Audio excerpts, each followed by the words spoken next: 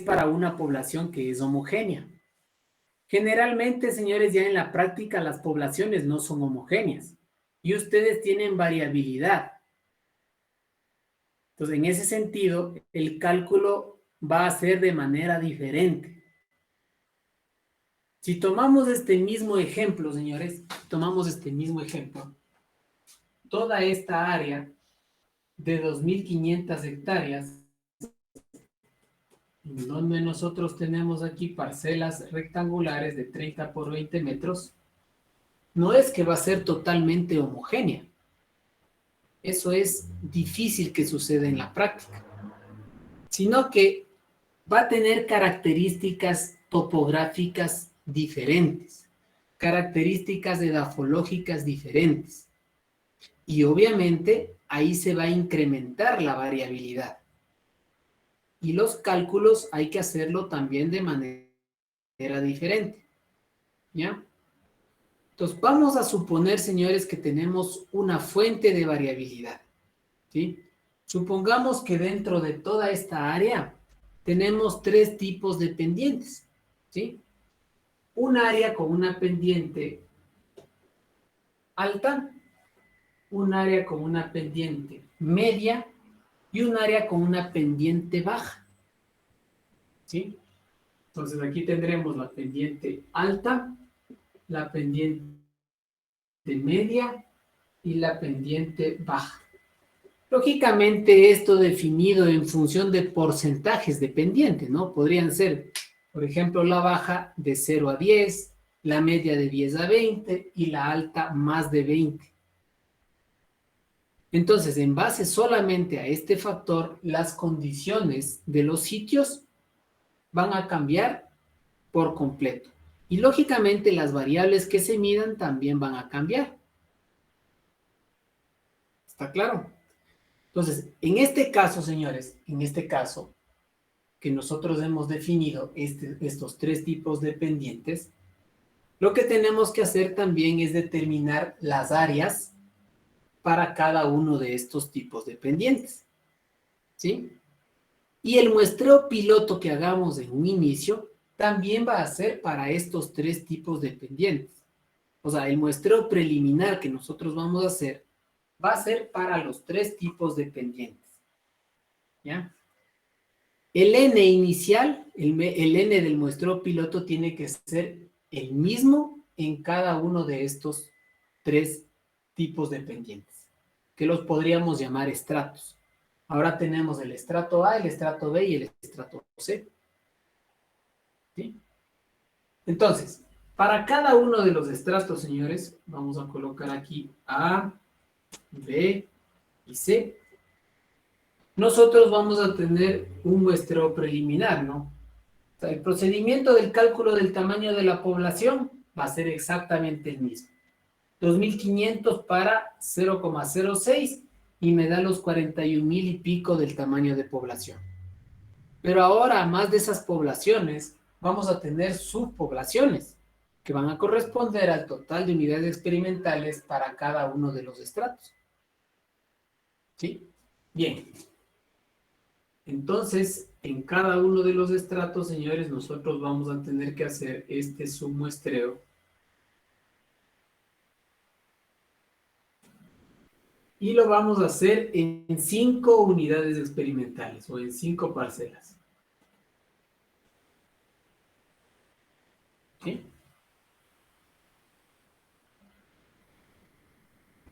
Entonces, vamos a tener aquí, señores, para el estrato A, para el estrato B y para el estrato C, el volumen. También vamos a tener, señores, para los 3 estratos, el área.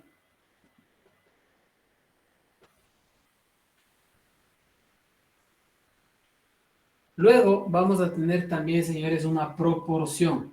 Ya vamos a ver qué es esta proporción.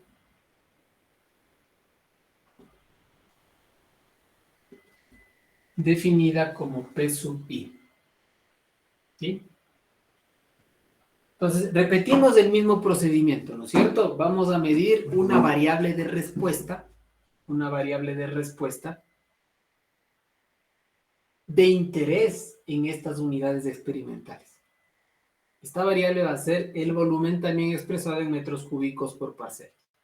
Y vamos a tener los siguientes valores. Bueno, yo voy a colocar aquí valores para el estrato A. Pongamos 10, 12, 15, 18 y 20. Para el estrato B, vamos a poner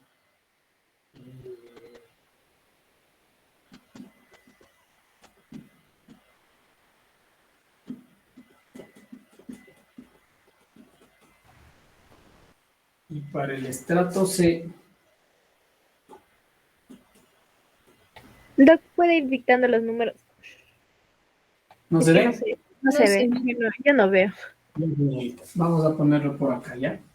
No, es por lo que está borroso. Por eso es que no se ve. De ahí creo que el tamaño está bien. A ver, para A, 10, 12, 15, 18 y 20. 10, 12, 15, 18 y 20. Ya, Para B, 21, 24, 28, 32, 36. ya. 21, 24, 28, 32 y 36.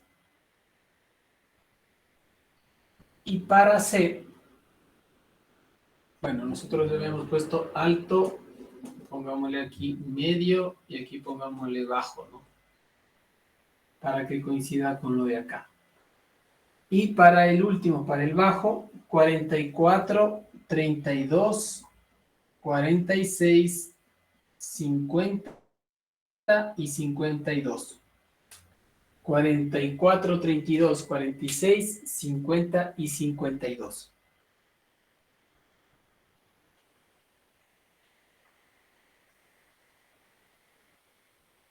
Gracias. Ya, el estrato A, señores, el estrato A va a tener un área total de 1.200 hectáreas. 1.200 hectáreas. El estrato B, 800 hectáreas. O el estrato medio. Y el estrato bajo, 500 hectáreas.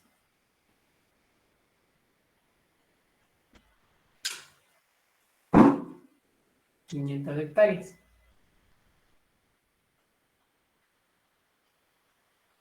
Ya, la proporción a qué va a ser igual, señores. La proporción va a ser igual al área de cada uno de los estratos dividido por el área total.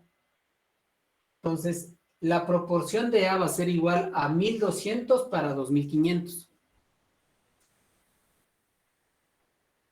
La proporción de B, 800 para 2.500.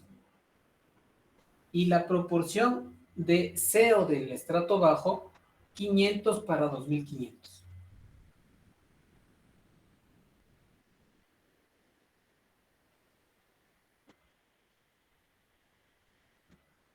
¿Sí?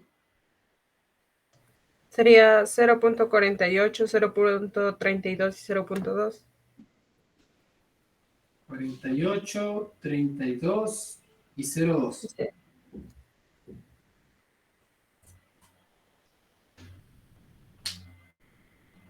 Bien, adicional a eso, señores, para cada estrato, vamos a estimar nosotros también el promedio y su desviación estándar.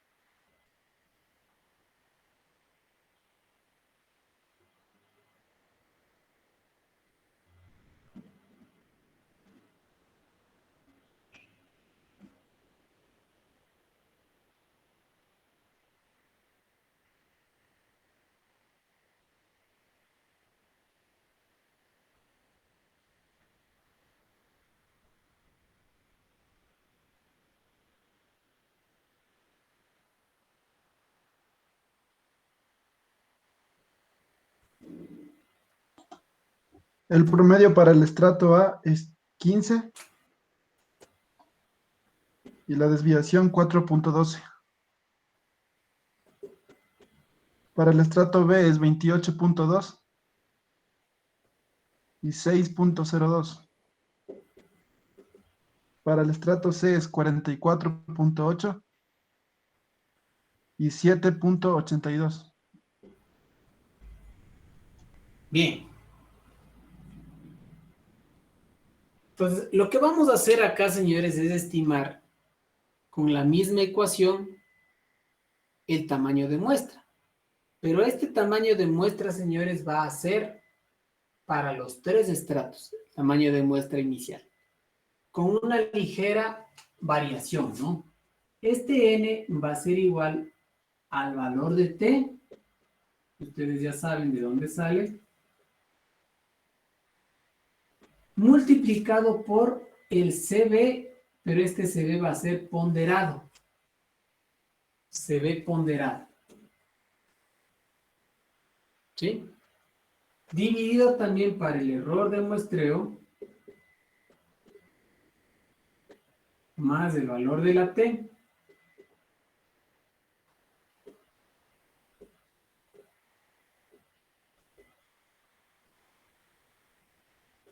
Ahí.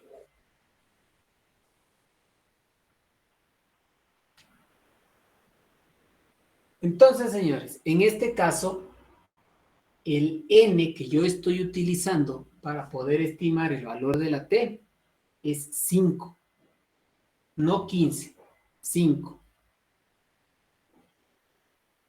¿Estamos? Inge, disculpe, yo tengo una pregunta. ¿Me puede explicar cómo se saca la desviación estándar, por favor? La desviación estándar, Sí, por favor. así como lo hice en Excel, señor. Es con la fórmula... Desviación estándar muestral. Claro, si quiere la fórmula, bueno, la fórmula manual.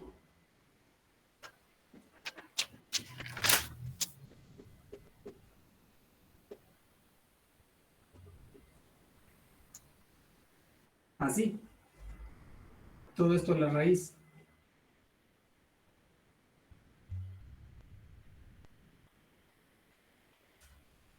Ya, más adelante lo vamos a ver, ¿no? Sí, ahorita por eso les dice sacar en el Excel, señores, porque... Ya, gracias, Inge.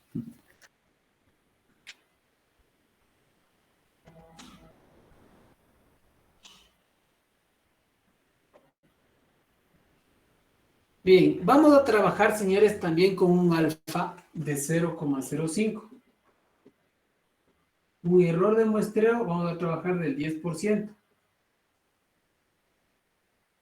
Acá lo que cambia, señores, es el CB ponderado, como ustedes lo pueden ver ahí.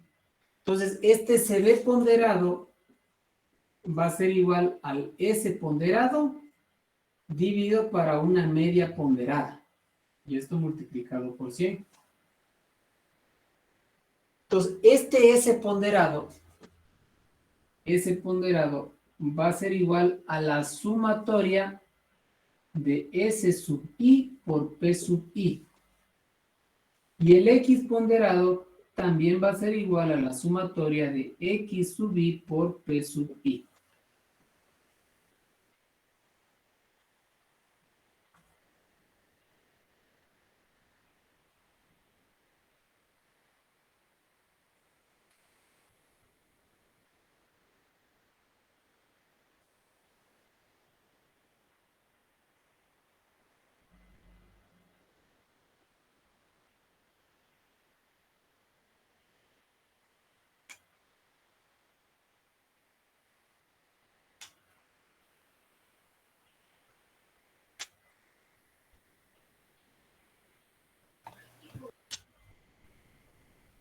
Doctor, ¿cuál es el valor de PI? Digo, P sub I. Estos. 0,48, 0,32 y 0,2. Ah, ya, gracias. Inge, los grados de libertad serían 5 menos 1 o 15 menos 1.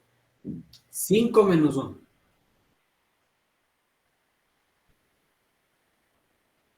4.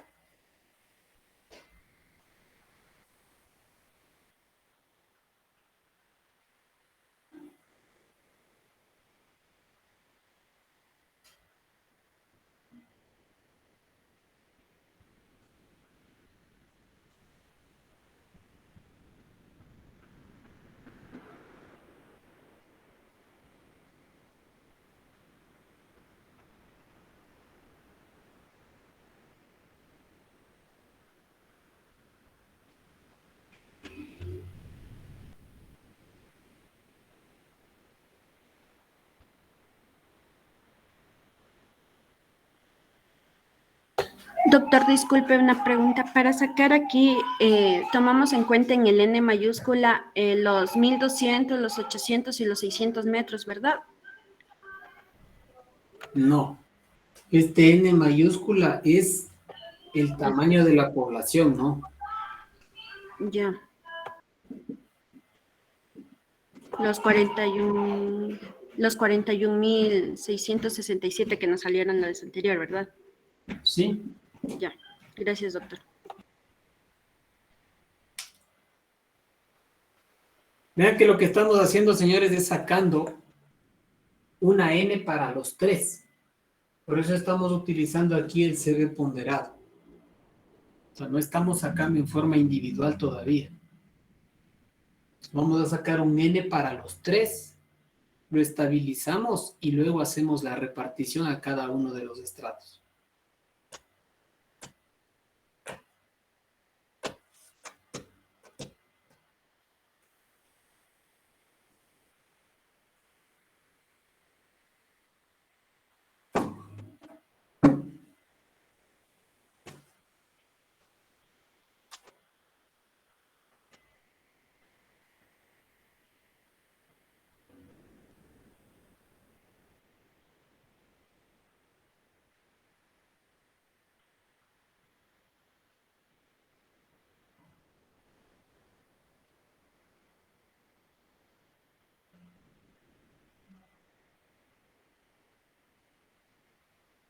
¿Alguien me podría decir, por favor, los valores que le salieron en el S ponderado y en el X ponderado, por favor, para comparar? Dígame, señorita, ¿usted cuánto le salió? En el S ponderado me salió 5,46. No sé si está bien. ¿Y el Sí, a mí X también me ponderado? sale lo mismo. Sí, a mí también me sale lo mismo. Y en el X ponderado 25,18. Sí. Sí, Ya, gracias. Ya, entonces si le salieron a todos esos, saquen el X ponderado, el CB ponderado. Y luego reemplacen 21.72, Inge. 21,72. Y eso reemplacen, señores. Reemplacen acá arriba, busquen el valor de la T. Tienen el E.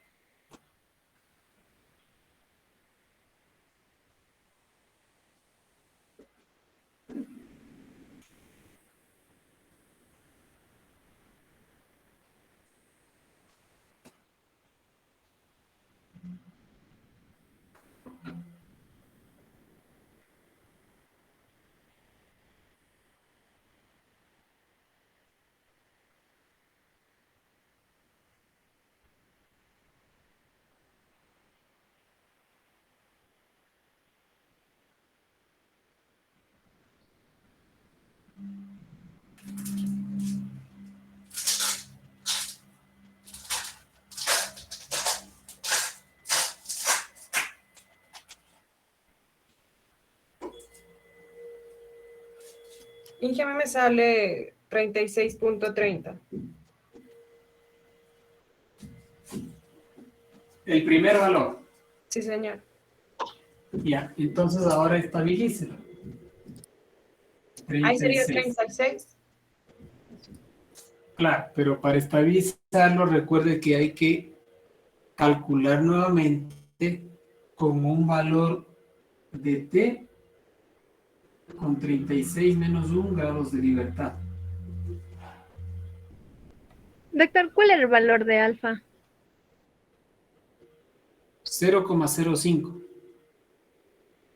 Pero recuerde que como dice alfa sobre 2, tiene que buscar en la tabla con 0,025.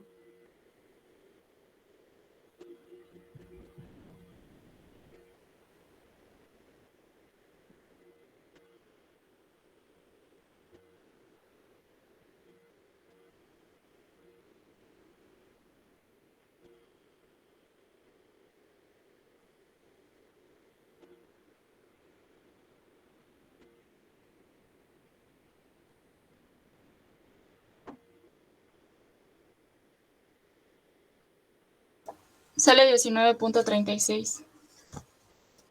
19. Entonces del N2 sale 19.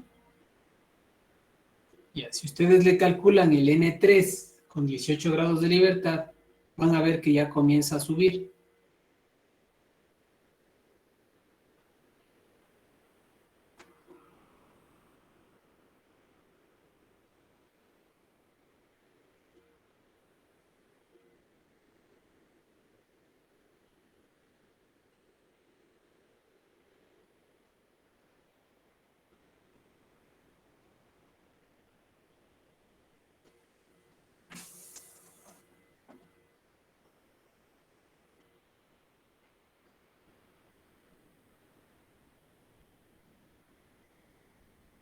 Sale 20.74. Sería 21.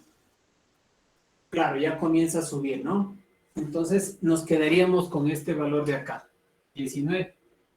¿Ya? Entonces, este, señores, es el tamaño de muestra para los 3 estratos. Este le deberíamos repartir en los estratos alto, medio y bajo, ¿sí? Entonces, uno puede hacer esa repartición, señores, de dos maneras, así como sacábamos el tamaño de muestra en función de la intensidad y de la variabilidad. Acá lo podemos repartir en función del área y también en función de la variabilidad. En función del área, simplemente multiplicando este valor por la proporción. Por ejemplo,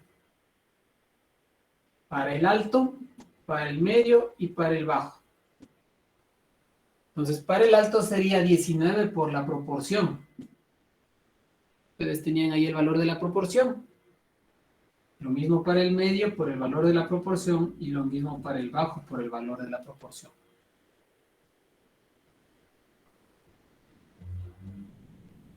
¿Puede repetir, por favor? Sí, señorita. Que este valor, el que nos salió de 19, corresponde al valor de la muestra para los 3 estratos. ¿Sí?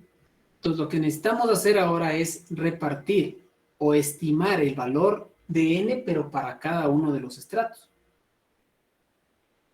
¿Cómo lo hacemos? Lo podemos hacer de dos maneras, en función del área y en función de la variabilidad.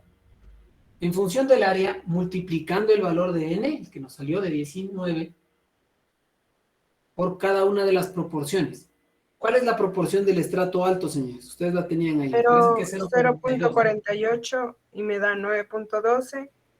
El otro es 0.32 y me da 6.8. ¿Y el otro? Y el otro es 0.2 y me da 3.8. En el estrato Fíjense ustedes. medio es 6.08. Ya, entonces quedaría 6 y acá quedaría 4. Fíjense, ahí me da 9 más 6 y más 4, 19. ¿Lo ven? Ya, pero esto es en función del área. Lo que nosotros habíamos dicho es que lo más conveniente es hacer la repartición en función de la variabilidad o estimar el tamaño en función de la variabilidad. ¿Sí? ¿Por qué? Porque en función de la variabilidad estamos conociendo una de las características de los elementos de la población. ¿Cómo se hace ese cálculo, señores? Para sacar el tamaño de muestra de A, vamos a multiplicar el n, ¿sí?, por la desviación estándar del estrato por la proporción del estrato y esto dividido para la desviación estándar ponderada. Lo mismo para el medio. N por S de M por P de M para el SP. Y lo mismo para el bajo. N por S del bajo por P del bajo sobre S del P.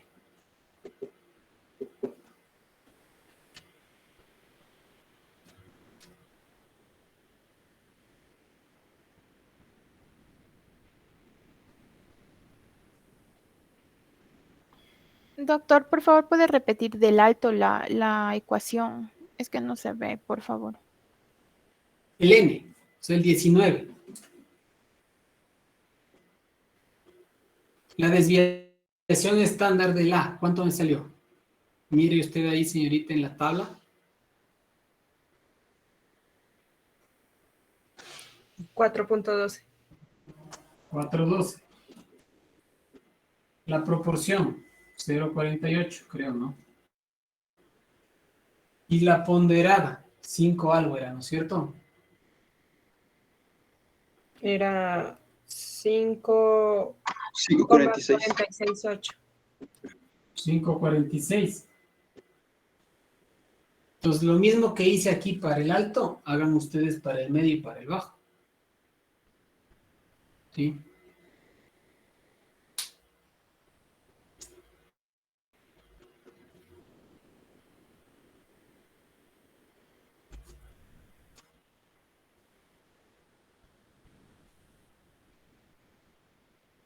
Para el alto sale 6.88. 6.8. Para el medio, 6.69. 6.6. Para Y el bajo, 5.44. 5.44. ¿Ya? Entonces en el primero podrían ser 7. Acá también 7. Y acá 5.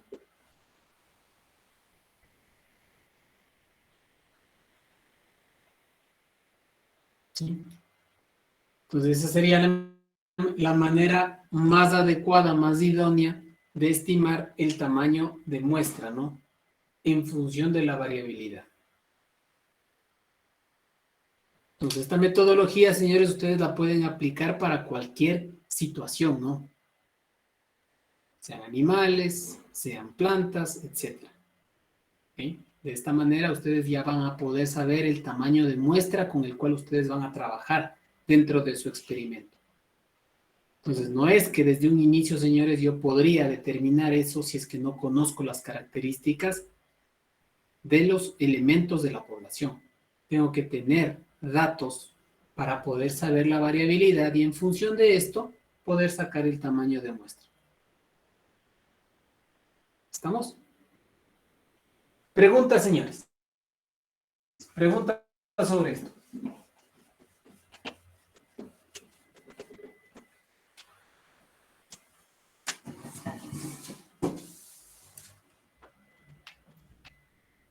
Sí, Doc, ¿me escucha? Sí, señor.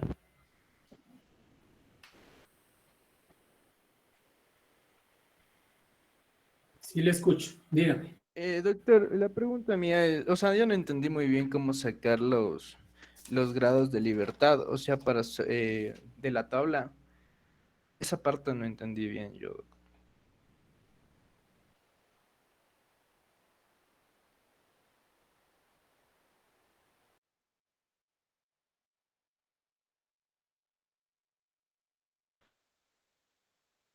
Bueno, esta es la tabla, ¿no? Grado de libertad es N+10.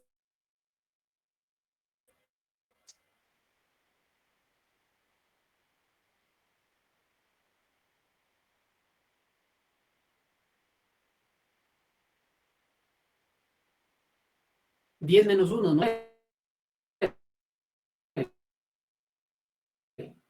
Entonces aquí en la tabla dice grado de libertad, donde dice 9.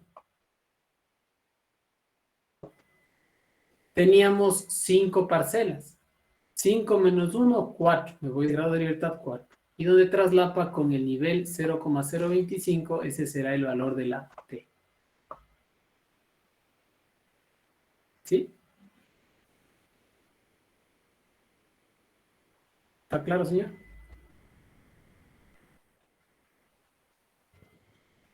Doc, no sé si les pasó a todos, pero a mí se me entrecortó la explicación.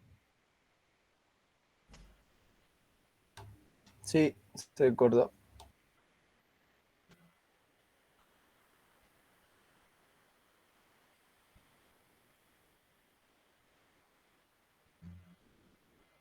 A ver, ¿me escuchan ahí, señores? Sí. Sí, ahí sí. Sí. ¿Me escucharon la explicación? No, No. Inge. ¿Se cortó? Sí.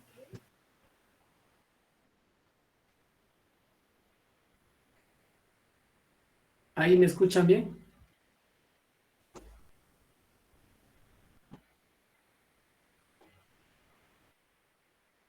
¿Me escuchan bien, señores? Sí, Inge. Sí. Déjenme conecto la cámara, capaz que ahí se me escucha mejor. A ver ahí. Les decía, señores, que los grados de libertad dependen del N que nosotros utilicemos en el muestreo preliminar. En el primer caso utilizamos 10 parcelas. Entonces, 10 menos 1, 9. En la tabla, señores, 9 grados de libertad y 0,05 dividido para 2 da 0,025. Entonces, donde traslapan los dos valores corresponde al valor de la T. Lo mismo pasó para el segundo caso. 5 parcelas menos 1, 4. 4 y donde traslapa con el 0,025 tendríamos el otro valor. ¿Está claro ahí? ¿Sí? ¿Me escucharon?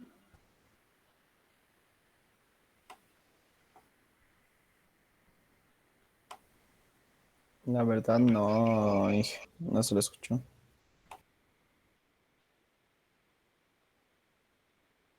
Bueno, no sé qué pasó, señores, con la... Esto es un problema.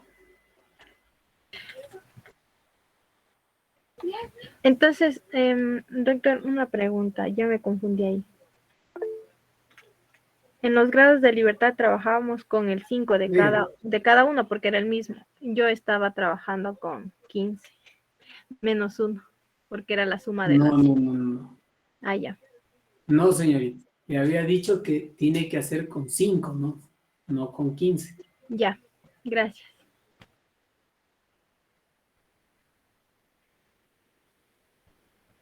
Bueno, Ingeniero, yo tengo parece una que pregunta. algunos sí me escuchan bien, otros no me escuchan bien. Parece que el problema es de ustedes, más no mío, ¿no? No sé. Ingeniero, Señorita. yo tengo una pregunta, disculpe. Entonces, los grados de libertad llegarían a ser las unidades experimentales menos 1, según lo que le acabo de entender. Es el N que usted está utilizando en un inicio, ¿no? El N que utiliza dentro del muestreo preliminar. En un caso Eran los 10 árboles. utilizamos Menos 10 y en el 1. otro 5. No son 10 árboles, son 10 parcelas. Ah, perdón, 10 parcelas. Ya. ¿Alguien más levantó la mano?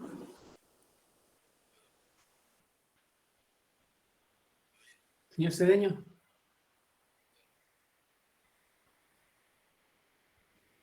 ¿No?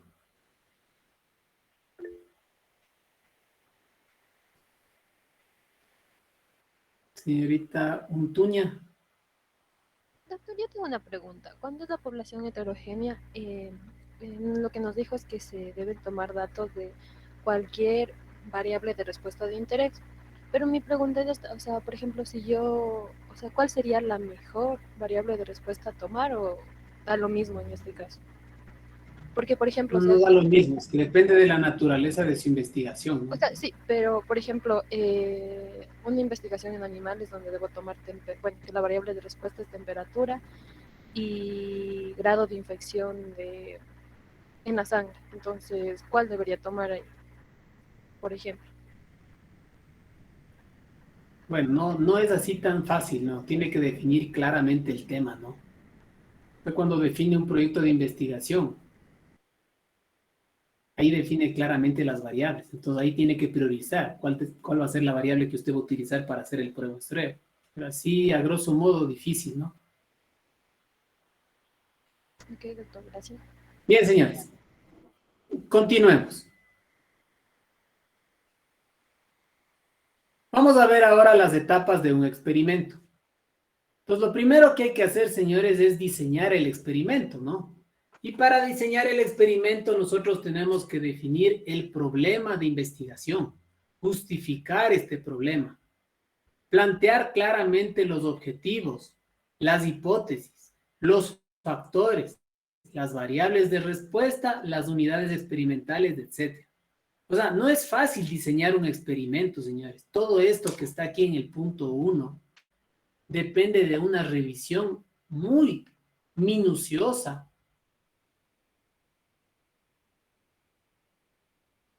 de estudios científicos validados. ¿Sí? Entonces, señores, puede ser tal vez el punto o la etapa más importante para diseñar un experimento. ¿Ya? Entonces, no es fácil hacer esto. Esto puede tomarles algunas semanas, señores. O sea, no es decir, quiero hacer esto y ya. No. Lo que ustedes quieren hacer, primero tienen que contrastar con la información de la literatura para ver si es que en realidad tiene o no tiene la viabilidad de ser o no ejecutado. ¿Estamos? Entonces, estos aspectos, señores, son fundamentales. Y vean que estos temas, señores, son temas de investigación, son temas estadísticos y también son temas de diseño experimental. ¿Ya? Ahora, no sé si todos, señores, estén en capacidad de plantear un problema, de plantear objetivos, plantear hipótesis.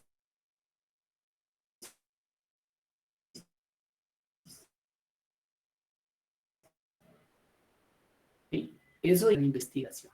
¿Ya? Esa es la etapa fundamental, señor. Una vez que ustedes hayan diseñado el experimento, hay que realizar la experimentación de acuerdo con el plan establecido. Es decir, plasmar todo lo que nosotros tenemos aquí en forma teórica en la práctica. ¿Sí? Plantearlo, plasmarlo. Es como una fotografía que se tiene, señores, de todo lo que nosotros definimos de manera teórica, pero ya en la práctica. ¿Sí? Una vez que tenemos todo eso, ejecutamos todo el plan establecido, que es un cronograma definido, con fechas, con productos, ¿sí? Con hitos. Luego, ya podemos hacer los análisis estadísticos de los resultados y la validación de las hipótesis. Posteriormente, se pueden hacer modificaciones oportunas para ampliar o modificar el diseño experimental. Y finalmente, ya se obtendrían las conclusiones apropiadas. Entonces, este sería, a grosso modo, señores, estas serían las etapas de un experimento.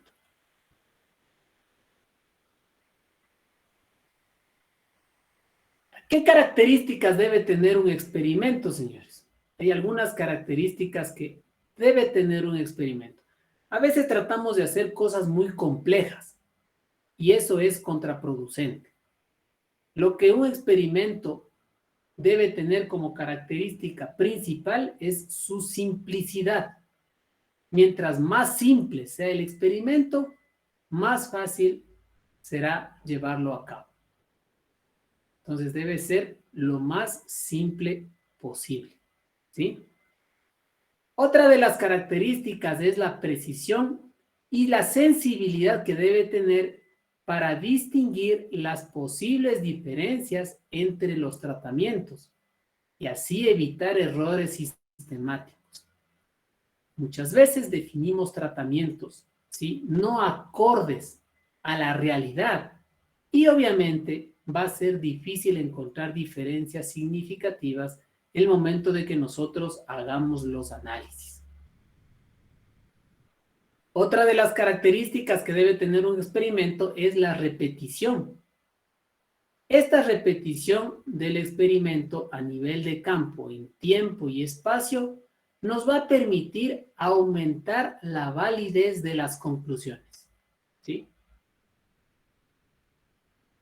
Sí, ya vamos a ver más adelante qué son las repeticiones, ¿no? Pero en definitiva, estas repeticiones nos van a permitir aumentar la validez de las conclusiones. El procedimiento, señores, que nosotros debemos utilizar para realizar un experimento siempre va a ser el método científico. Entonces, nosotros venimos estudiando el método científico desde que entramos a la universidad. Sabemos perfectamente las etapas del método científico, pero muchas veces no lo comprendemos. Entonces, conocemos perfectamente la parte teórica, pero difícilmente lo comprendemos para aplicarlo ya en la práctica, ¿sí?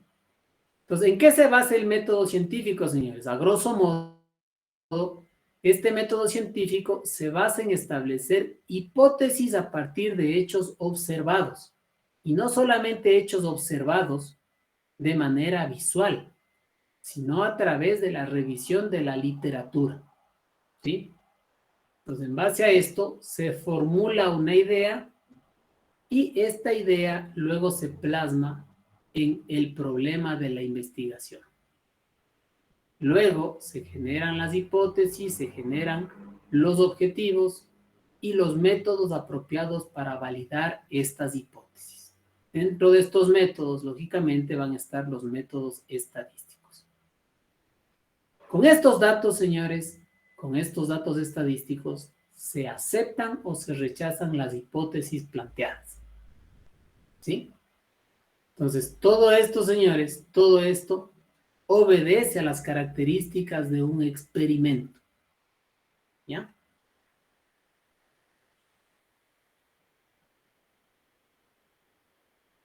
Cuando un experimento está correctamente planteado, se debe siempre responder a las siguientes cuestiones.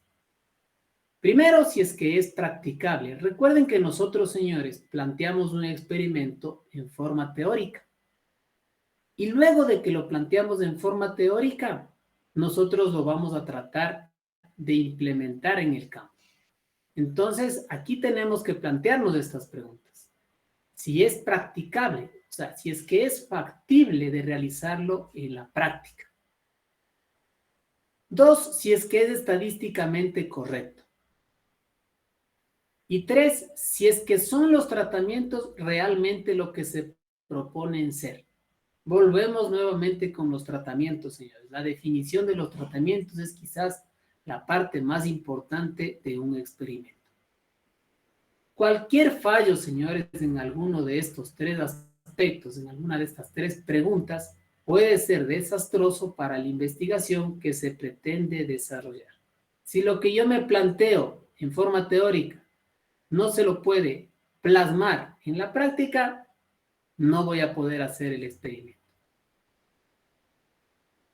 Si no tengo las herramientas estadísticas necesarias para probar lo que yo quiero hacer, tampoco lo voy a poder llevar a cabo.